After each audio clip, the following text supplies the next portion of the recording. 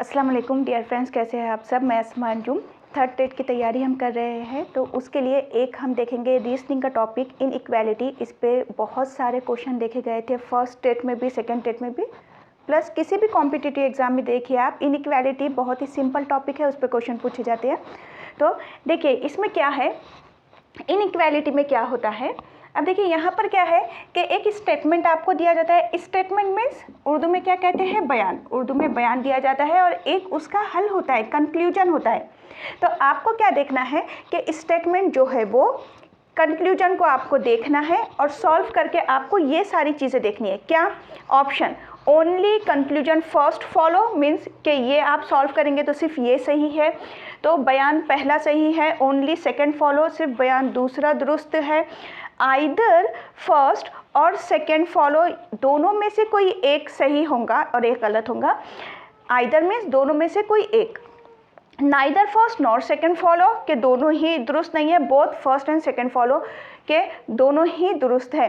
तो ऐसे आपको 5 ऑप्शन दिए जाते हैं। अब देखिए बाकी के बहुत सिंपल चीज़ें हैं, लेकिन एक जो केस होता है वो है आइदर का। आइदर का ये वाला, आइदर फर्स्ट और सेकंड फॉलो। अब ये कैसे करेंगे और कहाँ से हिंट लेंगे और कैसे करेंगे, सिर्फ और सिर्फ 3 स्टेप में इसको किया जाता है। तो ये वाला केस क्या है वो हम देखेंगे। अब आगे बढ़ने से पहले एक चीज़ बताती हूँ, ये जो इनइक्वालिटी है ना, इनइक्वालिटी, इस पे आपको 10 से 12 क्वेश्चन आएंगे, ठीक है। और इसमें भी कैसा है कि इसमें 3 टाइप होते हैं। इनइक्वालिटी के 3 टाइप क्या है, एक तो है डायरेक्ट, दूसरी है लैंग्वेज बेस, मीन्स एक भाषा जबान के हिसाब से, और तीसरी है, और ये तो डायरेक्ट होती है, और तीसरी है कोडेड। कोड मीन्स भाषा जबान। और कोड कैसा कि वो आपको कोडिंग डिकोडिंग करने पे वाले टॉपिक समझ में आता है कि आप कैसे स्टेटमेंट को कैसे कोड करते हैं, है ना। तो एक कोडेड वाला होता है। तो ये 3 तरह से पूछे जाते हैं। तो इनमें हम ये डायरेक्ट वाली ले रहे हैं, ये जो हम कर रहे हैं ना, डायरेक्ट वाला टाइप है ये। और उसमें भी हम आइदर का केस देख रहे हैं। अब आइदर के केस में देखिए, आइदर के केस में भी 2 कंडीशन होती है। आइदर और के केस में 2 कंडीशन होती है। अब वो 2 कंडीशन कौन सी है, तो पहली कंडीशन है साइन की, और साइन भी कितने, 2 साइन की। 2 साइन देखेंगे आप, एक ग्रेटर और इक्वल या लेस देन और इक्वल, ये। और दूसरी साइन रहेंगी, तीनों के तीनों sign greater, less than and equal, तीनों के तीनों साइन जहाँ पे यूज़ होंगे। तो अभी हम आज जो देख रहे हैं, आज हम सिर्फ 2 साइन का देखेंगे। बाकी आपको दोनों ही आना चाहिए, 2 साइन के साथ भी और 3 साइन के साथ भी, 2 निशानात अलामतों के साथ भी और 3 अलामतों के साथ भी आना चाहिए। अब देखिए इसको हम सॉल्व करते हैं कि आइदर का केस कैसे पहचानेंगे। सबसे पहले तो पहचानेंगे कैसे कि आइदर ही इस पे अप्लाई होगा या नहीं, वो वाला ऑप्शन। तो पहली स्टेप, सबसे पहली चीज़ हम देखेंगे क्या, कंक्लूजन। कंक्लूजन यानी कि हल, कि ये हल। अब ये हल में हमको क्या देखना है कि यहाँ पे कॉमन टर्म्स दिए गए हैं क्या,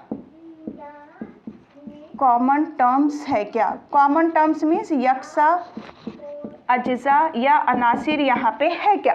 तो यहाँ पे तो मिल रहे हैं हमको, है ना।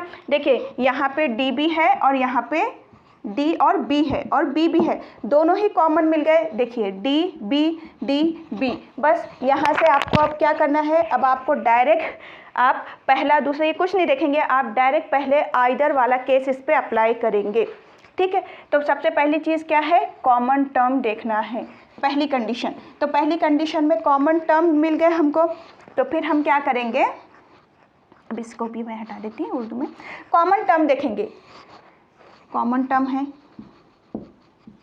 कॉमन टर्म्स है, ठीक है। अब कॉमन टर्म्स है तो आइदर का केस लग गया। कैसे लग गया, अब यहाँ पे हम स्टेप देखिए कैसे सॉल्व करेंगे। पहली स्टेप क्या करेंगे, कंबाइन कर लो।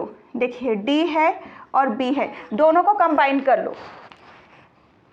एक में इक्वल है और एक में क्या है, ग्रेटर है। D is greater than B, D is greater than B, के डी बड़ा है बी से। और यहाँ क्या है, डी इक्वल टू बी, के डी इक्वल है बी के। बस हमको ये करना था। तो हमने क्या करें, हमने दोनों को ही क्या कर दिए, एक तरह से ले लिए, दोनों के साइन एक कर दिए, अलग अलग थे एक कर दिए। दूसरी स्टेप, जो स्टेटमेंट है, स्टेटमेंट जो है इस पे इस कंडीशन को अप्लाई करना है, इसको अप्लाई कीजिए। अब इसको अप्लाई करने पर वो करेक्ट आना चाहिए, यानी कि ये चीज़ जो है यहाँ पे सही होना चाहिए। अगर सही नहीं होती तो आइदर का कंसेप्ट वहाँ पे नहीं लगेगा, अगर करेक्ट है तो आइदर का कंसेप्ट लगेगा।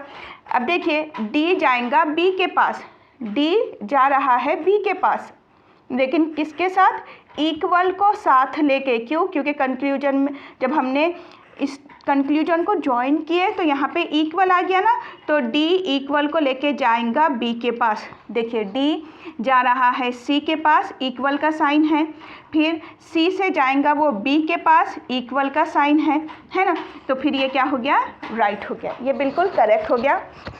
दूसरा ओरली करते हैं, इसको ओरली करते हैं। ओरली कैसे करते हैं हम, ओरल में हम साइन सेट करते हैं, है ना, अलामतों से करते हैं। ये डी है और बी है, दोनों के बीच में कौन सी अलामतें हैं, कौन सी साइन है, ये है और ये है। देखिए डी से बी तक ये दोनों ही साइन है, तो ये दोनों साइन ले लो। स्टेटमेंट क्या था, डी जाएगा बी के पास इक्वल को साथ लेके, तो देखो इन दोनों के बीच में इक्वल इक्वल है, डी के लिए बड़ी साइन है। ओरली कर लो कि तो ये वाला स्टेटमेंट क्या हो गया, ये हमारा करेक्ट हो गया, यानी कि ये जो बात है ये बिल्कुल करेक्ट है। अगर ये करेक्ट है तो फिर आंसर आपने डायरेक्ट जो आप आंसर लगाएंगे वो रहेगा आइदर फर्स्ट और सेकेंड फॉलो, कि दोनों में से कोई एक चीज़ सही होगी, कि डी बड़ा है बी से या डी इक्वल है बी से, तो दोनों में से कोई एक चीज़ यहाँ पे अप्लाई होंगी। तो ये होता है आइदर का केस। देखिए बहुत सारे ना स्टूडेंट क्या करते हैं कि ये नहीं देखते कि यहाँ पे कॉमन टर्म है या नहीं, क्योंकि आइदर का केस अलग से होता है और आइदर में भी दो केस बनते हैं। अब यहाँ पे नहीं देखेंगे और क्या करेंगे, फर्स्ट को कि डी इक्वल है बी के, डी जाएगा बी सी के पास, सी से जाएगा बी के पास, राइट, तो फर्स्ट फॉलो हो गया। फिर D is greater than B, D जाएगा यहाँ से यहाँ जाएगा और लगाएंगे क्या, both first and second follow, तो ये आपका रॉन्ग हो जाएगा। तो इसलिए आपको आइदर का पहले केस देखना होता है और आइदर के केस पे वो अप्लाई हो रही क्या कंडीशन, दो स्टेप वो देखना होती है, ये ज़रूरी है आपके लिए, ठीक है। और दूसरा एक नाइदर वगैरह के केस बनते हैं, बाकी सिंपल है, सिर्फ आइदर के लिए ये एक चीज़ ना आपको देखना रहती है, तो ये इम्पॉर्टेंट है, वरना आप क्या करेंगे, इसको both first and second follow पे कर देंगे तो वो गलत हो जाएगा। अब देखिए आप जो तैयारी कर रहे हैं थर्ड टेट एग्ज़ाम की, तो इसकी तकरीबन अभी 8 डेज़ या 10 डेज़ में ना इसकी नोटिफिकेशन के पूरी तरह से चांसेस है कि नोटिफिकेशन आ जाएंगी। एग्ज़ाम इसका ऑनलाइन कंडक्ट किया जाएगा, ऑनलाइन होगा ये मई जून में, मई के लास्ट वीक में भी स्टार्ट हो, ऑनलाइन रहेगा, मई जून में रहेगा। 90% IBPS है और उसके अलावा इसकी ना ऑनलाइन बैचेस स्टार्ट हो रही है 7 अप्रैल से, तो 7 अप्रैल से इसकी ऑनलाइन बैचेस रहेंगी, पेड बैच रहेंगी। ज्वाइन होने के लिए आप व्हाट्सएप पे आपका नाम, आप कहाँ से है, आपकी लैंग्वेज डाल सकते हैं, या फिर आप डायरेक्ट कॉल कर सकते हैं इस ग्रुप में ज्वाइन होने के लिए।